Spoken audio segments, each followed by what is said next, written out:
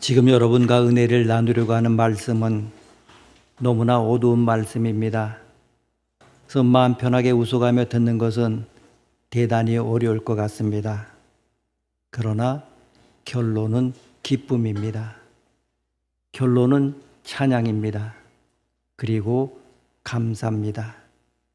그래서 지금 우리가 약간 무거운 골짜기를 지나는 것도 좋을 것입니다. 저녁에 울음이 깃들여야 아침에 무엇이 옵니까?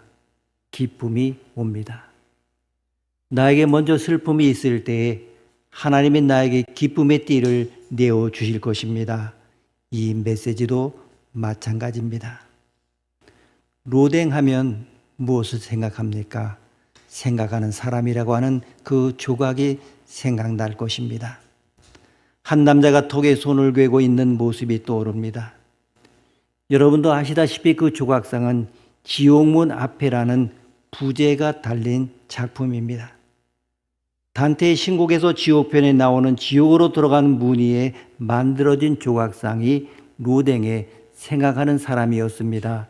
그 제목을 누가 지었는지 모르겠습니다만은 지옥문 앞에라는 제목은 별로 타당한 제목이 아니라고 생각합니다. 왜냐하면 지옥문 앞에 갔다고 하면 이미 그것은 끝장입니다. 생각할 틈도 없습니다. 지옥문 앞에서 무슨 생각을 할 필요가 있습니까? 너무 때가 늦었습니다. 그래서 약간 모순이 있다고 생각하면서도 한편으로 그것은 상당히 의미를 가진 작품이라고 생각합니다. 멀리서 지옥문을 바라보고 있을 때 아직 그 문 앞에 다가가기 전까지는 어떤 태도를 취하는 것이 좋은가를 생각해야 합니다. 예수님을 믿고 이미 하나님의 자녀가 된 사람이나 또한 아직 예수 그리스도를 믿지 않은 사람들이나 모두가 우리 앞에 있는 최후의 심판, 지옥, 영원한 불못, 분명히 성경에 기록되어 있는 최후의 종점에 대하여 생각을 해야 합니다. 우리는 머리를 숙이고 손에 톡을 개고 조용히 겸손히 생각해 보아야 합니다. 정말 그런 것이 있단 말인가? 난 그곳에 들어갈 사람인가? 만약에 그곳이 있다면 어떻게 하면 그런 곳에 가지 않을 수 있는가? 예수님을 믿으면 가지 않는다고 했는데 정말로 그것이 사실일까? 내가 비록 예수님을 믿고 있지만은 그곳에 가지 않는다는 확신이 내게 있을까? 조용히 톡을 개고 깊이 생각할 문제입니다. 이 문제는 그만큼 심각한 과제요, 엄숙한 문제입니다. 그러나 많은 사람들이 죽음이나 심판을 우습게 또 가볍게 여기고 장난기를 가지고 다루는 것을 봅니다. 이것은 참으로 어리석은 일입니다. 2조 시대 때 정만서가 죽게 되자 옆에 있는 친구가 죽음이 무엇이라고 생각하는가 이렇게 물었더니 정만서가 하는 말이 나도 처음 겪는 일이라 모르겠소이다 이렇게 말했다고 합니다. 참으로 익살스럽기도 합니다마는 솔직한 이야기입니다. 죽음에 대해서 내가 언제 죽어봤냐? 죽어보면 알겠지 하며 그저 대수롭지 않게 생각하는 사람들이 있습니다. 그러나 하나님은 절대 그렇게 말씀하지 않습니다. 오늘 본문 말씀을 보게 되면 중요한 몇 가지 진리를 찾아낼 수가 있습니다. 죽음 후에 우리 앞에 나타날 심판, 예수님이 이 세상에 재림하실 때 나타날 심판, 재림 전이라도 예수님을 믿지 않은 사람의 육체가 땅에 묻힘과 동시에 이미 그 첫맛을 보아야 할 심판, 그 심판이 무엇입니까? 우선 이 말씀에서 보게 되면 이 심판은 아무도 피하지 못한다는 것을 이야기하고 있습니다. 12절에 죽은 자들이 큰 자나 작은 자나 그 보좌 앞에 서 있는데 이렇게 말씀하고 있습니다. 어른이고 어린이고 죽은 지 오래된 사람이고 죽지 않고 살아나온 사람이고 이제껏 죽은 사람이라고 하네 물론대손하고 그 심판대 앞에 섭니다. 어떤 사람도 피하지 못합니다. 바다에서 죽은 사람은 바다에서 살아나고 또 산에서 죽은 사람은 산에서 살아나고 사망과 음부도 그 가운데서 그동안 죽음 속에 가둬놓았던 많은 영혼들을 다 풀어놓아 부활을 통하여 그 심판대 앞에 서게 만들었습니다. 그러니 한 사람도 피할 수가 없습니다.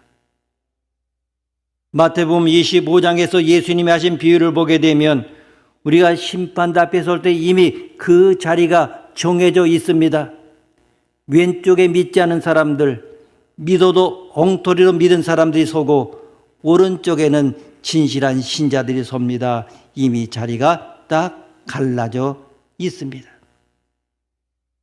여러분이 비행기를 타고 외국에 갈 때 보게 되면 이제 공항에 내려서 입국수 갈 때 사람이 쫙 가리는 것을 봅니다. 시민권을 가진 사람과 시민권을 가지지 않은 외국인으로 나뉘는 것입니다. 갈립니다. 별 도리가 없습니다. 그 줄에 서야지 다른 도리가 없습니다. 시민권이 없으면서 나는 미국 사람입니다. 나는 어느 나라 사람입니다. 이렇게 말하면서 그 자리에 갈 수가 없습니다. 외국인이면 외국인 줄에 서야 합니다. 이미 자리가 정해져 버립니다.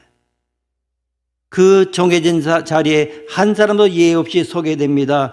이 땅에서 아담 이래로 태어난 모든 사람이 그 자리에 서게 됩니다. 완전히 갈라져 섭니다. 여러분, 이 자리를 피할 수 있습니까? 오늘 본문에서 또 한 가지 알 수 있는 것은 심판하는 기준이 행위라고 하는 것입니다.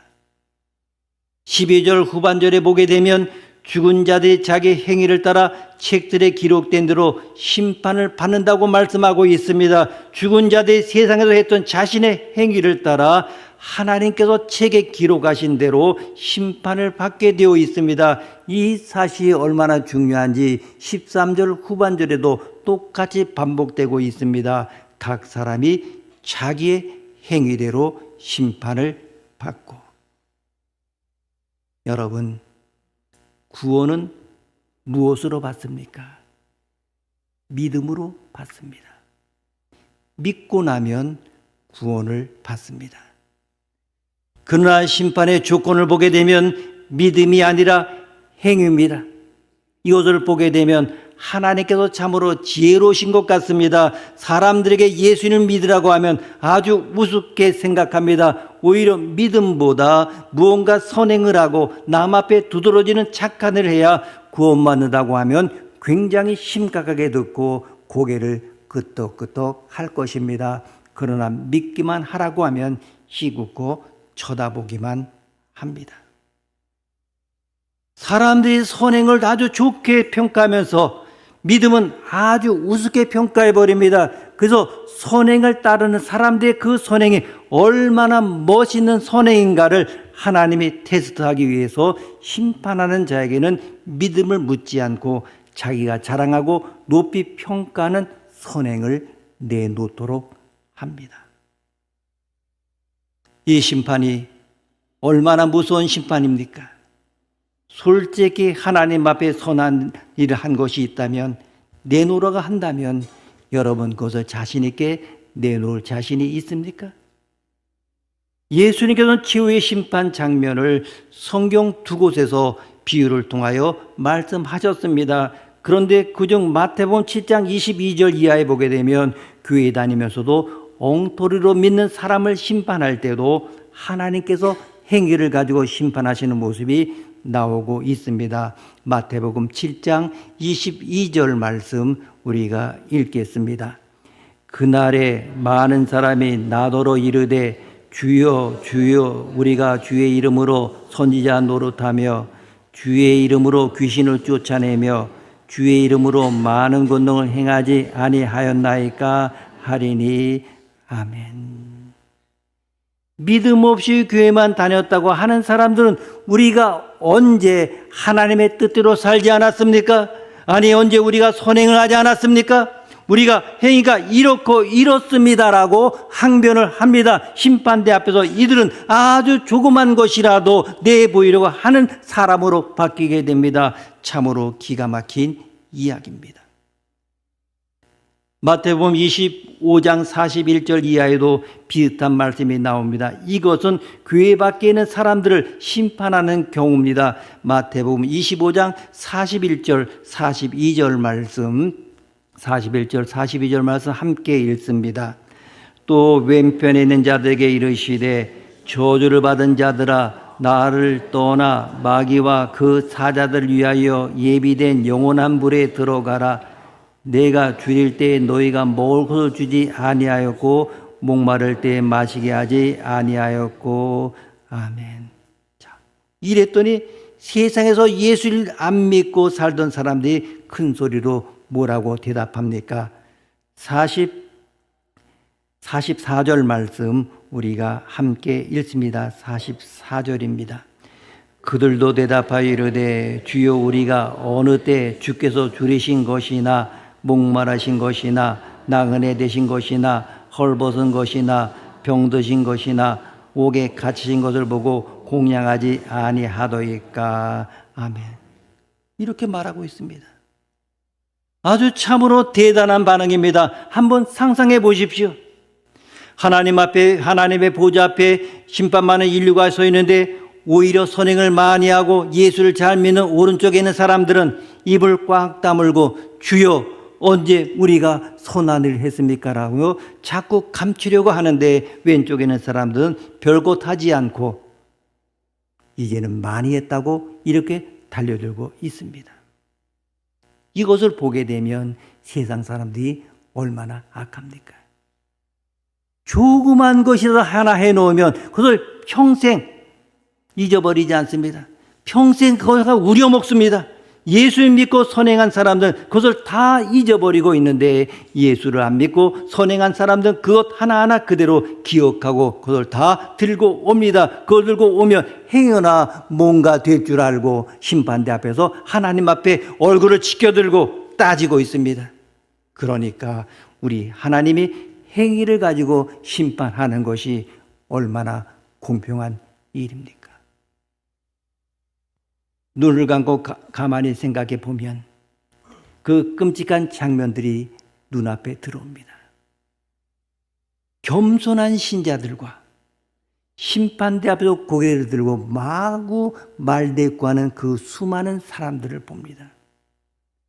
사람이 하나님 앞에서 부끄러울 줄은 모릅니다. 이것이 얼마나 악한지 모르고 하나님 앞에서 자기가 악하다고 고백도 하지 않습니다. 무엇인가 선하게만 보이려고 애를 씁니다. 그 얼마나 무섭습니까? 또 하나 우리가 볼 수 있는 것은 몸과 영혼이 함께 받는 심판입니다. 오늘 본문 말씀에서 죽은 자들이 물온 데서 나가 전부 살아난다고 했습니다. 그런데 마태복음 10장 28절에는 주님이 이렇게 말씀하십니다. 마태복음 10장 28절 말씀 함께 읽습니다. 몸은 죽여도 영혼은 능히 죽이지 못하는 자들을 두려워하지 말고 오직 몸과 영혼을 능히 지옥에 멸하실 수 있는 이를 두려워하라. 아멘. 여기서 몸과 영혼을 능히 지옥에 멸하시는 자는 바로 하나님이십니다. 그러니까 마지막 심판은 영혼만 남는 심판이 아닙니다. 몸과 함께 받는 심판입니다. 완전한 인격체로 받는 심판입니다. 예수님을 안 믿는 어떤 사람이 지금 죽는다면 그 영혼은 지옥에 갑니다. 그러나 아마 그 지옥의 형벌은 마지막 심판받고 다시 들어가는 지옥의 형벌에 비하면 좀 덜할지도 모릅니다. 왜냐하면 그곳은 영혼만이 들어가는 곳이기 때문입니다.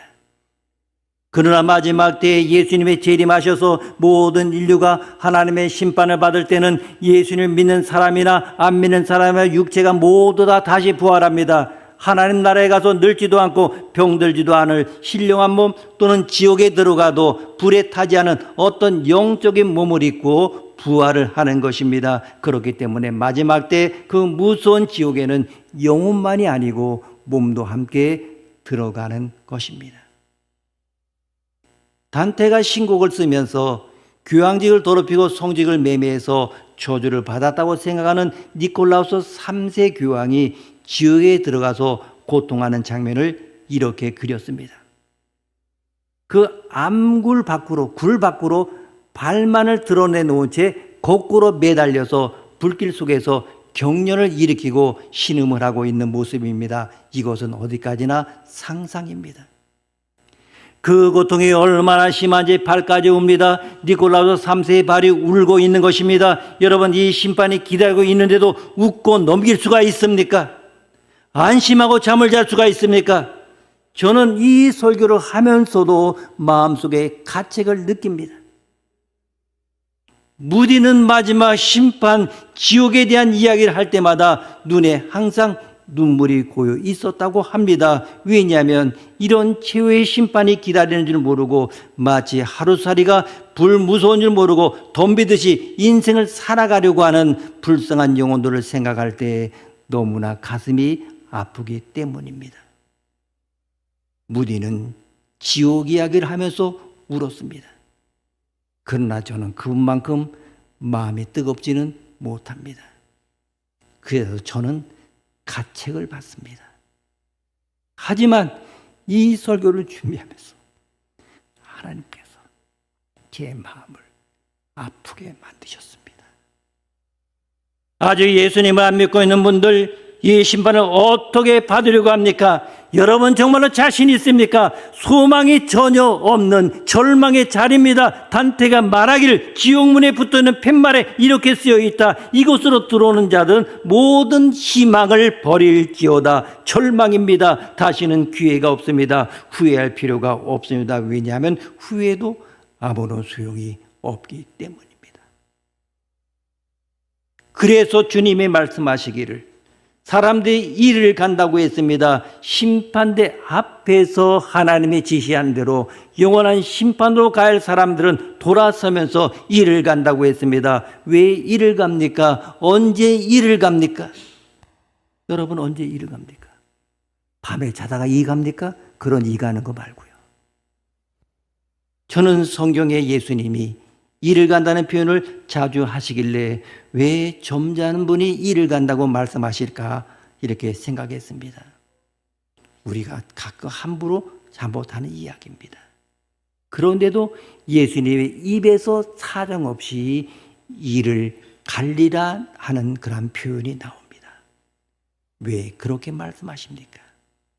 예수님은 그 무서운 심판을 너무나도 잘 알고 계시기 때문입니다. 누가 이런 벌을 받고 싶겠습니까? 누가 이런 심판을 기다리겠습니까? 하나님의 말씀을 우리가 바로 믿는다면 한 번 죽는 것은 사람에게 정하신 것이요 그 후에는 심판이 있으리라는 이 말씀을 그대로 믿는다고 하면 가만히 앉아 있어서는 안 됩니다. 옷을 벗고 그날 밤에 편안하게 잠자리에 들어서는 안 됩니다. 밤중에 자다가도 기회를 놓치고 영원히 가버릴 수가 있습니다. 아무도 안심하면 안 됩니다. 그러므로 이 사실을 분명히 믿는 사람은 어떻게 해서든지 자신이 사랑하는 사람이 그와 같은 무서운 심판, 그와 같은 무서운 영원한 불에 들어가지 않도록 하기 위하여 어떤 수단과 방법을 통해서라도 막으려고 합니다. 제일 강하게 막으시는 분이 누구십니까? 하나님이십니다. 자기 아들 예수 그리스도를 희생해 가면서도 예수님을 십자가에 못 박아 지옥 가는 길목에 세워놓고 이 십자가를 보라, 이것을 보고 돌아서서 이 길로 오라고 울부짖는 분이 계시다면 그분이 바로 우리 하나님이십니다. 예수님께서 죄도 없으시면서 십자가에 스스로 못 박힌 이유가 어디에 있습니까? 그 무서운 영원한 심판, 영원한 형벌을 받은 우리 운명을 생각하시고 어떻게 해서든지 가지 못하도록 하기 위해서 스스로 자신이 희생당한 것이 아닙니까? 하나님만큼, 예수님만큼, 오늘 우리 안에서 탄식하고 계시는 성령님만큼 우리가 지옥 가는 것을 막을 분이 없습니다. 여러분, 왜 남편, 아내를 통해서 예수 믿으라는 말을 자주 듣게 됩니까? 하나님이 안타까워서 그러시는 것입니다. 그 무서운 심판을 피하도록 하기 위해서입니다. 우리나라에서는 오래전에 태백 황지의 탄광, 거기를 막장 인생이라 이렇게 표현했습니다.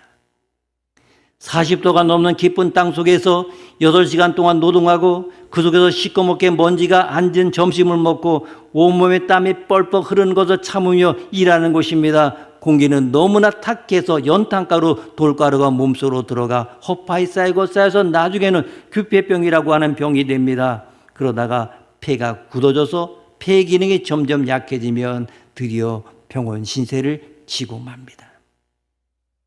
젊은 나이에 세상을 떠나는 것이 대부분 탄광 사람들의 운명이라고 하는 것입니다. 그래서 막장 인생 이렇게 많이 표현했습니다. 그러면 그와 같은 막장 인생을 산 사람이 자기의 어린 자식을 볼 때 어떤 마음이 생기겠습니까? 사랑하는 아들아, 공부 열심히 해서 너도 나를 따라 탄광에 와서 일해라. 이렇게만 하는 아버지 어머니가 천하에 어디 있겠습니까? 제가 가슴 아프게 읽은 시 중에 탄광 광부의 아들이 쓴 시가 있습니다. 우리 아버지는 탄을 캐신다. 나는 공부를 못하니까 광부가 되겠지 하는 생각이 가끔 든다. 그러나 아버지께서는 난 어차피 광부니까 열심히 일해야 되겠지만 너는 커서 거지가 되었으면 되었지 죽어도 광부는 되지 말라 하신다. 피 맺힌 아버지의 소원이 아니겠습니까? 막장 인생을 사는 피 맺힌 아버지의 소원입니다. 거지가 되었으면 되었지 광속에 들어온 인생을 살지 말라는 것입니다. 왜 그렇습니까? 광부의 생활이 얼마나 비참하고 괴로운 일인가를 몸소 체험하고 알고 있기 때문입니다. 사랑하는 아들만은 거지에 오지 않도록 애를 쓰면서 말립니다. 마지막에 이 무서운 심판이 기다리고 있다는 것을 아는 아버지가 사랑하는 아들에게 내 마음대로 가려면 가 하고 심판하는 곳으로 보낼 사람이 누가 있습니까? 자식들에게 너는 원하는 대로 인생을 살아, 신앙도 너 자유야, 방심하고 가만히 놔둘 부모가 어디 있겠습니까?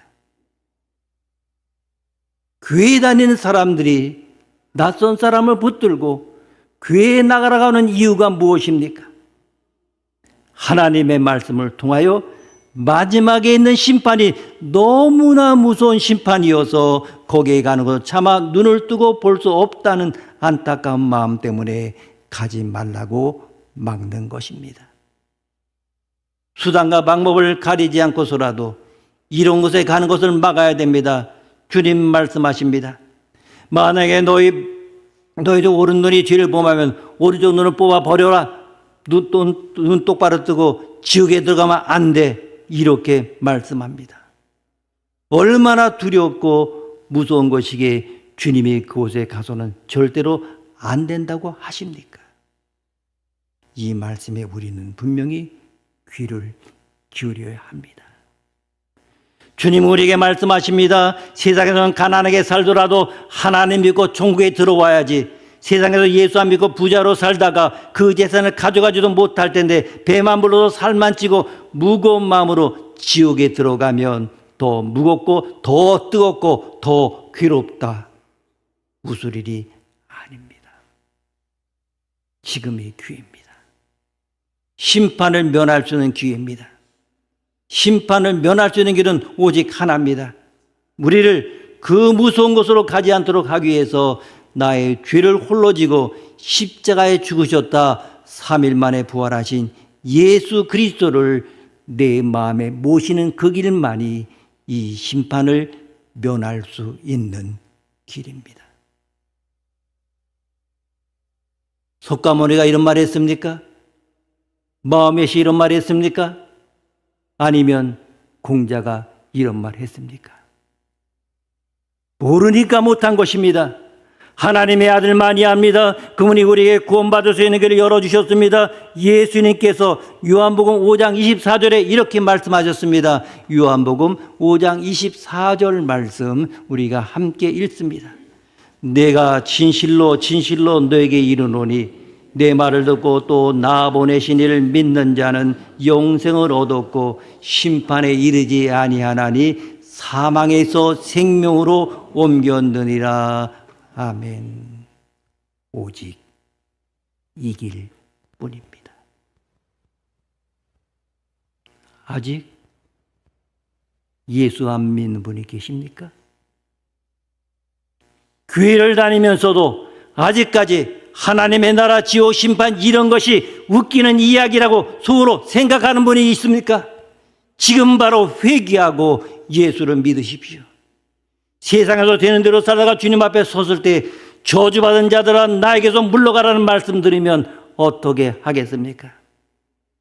우리 인생이라고 하는 것은 적당히 보낼 수 있는 인생이 아닙니다. 하나님이 우리를 그렇게 만들어 놓지 않으셨습니다.